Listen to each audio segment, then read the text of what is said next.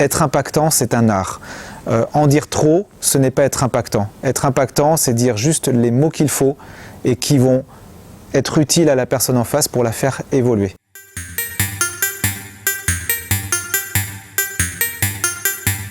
Est-ce que tout le monde peut faire du micro-learning? Alors tout le monde peut apprendre en micro-learning, d'ailleurs tout le monde apprend sans le savoir en micro-learning, on est tous sur les réseaux sociaux à apprendre des choses, à consulter le journal, à regarder un journal télévisé, etc. On apprend sans s'en rendre compte, donc tout le monde peut faire du micro-learning en tant qu'apprenant.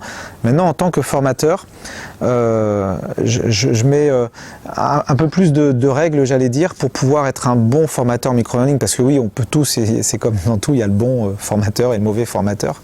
Il y a le bon et le bon, mais c'est pas les mêmes bons.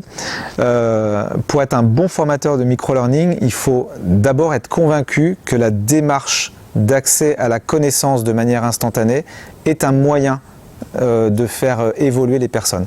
Si je suis convaincu que le micro-learning a une vraie valeur, déjà je vais être dans la bonne posture. Si j'en doute, ça va être un petit peu plus compliqué parce que je vais avoir envie de faire long, je vais avoir envie de détailler, j'aurai pas le même impact en face.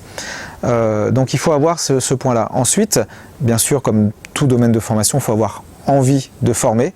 Et puis après, il faut avoir ce petit truc en plus qui est l'art de l'impact. Et j'ai vraiment envie de parler d'art de l'impact. Être impactant, c'est un art. En dire trop, ce n'est pas être impactant. Être impactant, c'est dire juste les mots qu'il faut et qui vont être utiles à la personne en face pour la faire évoluer. Et ça s'apprend.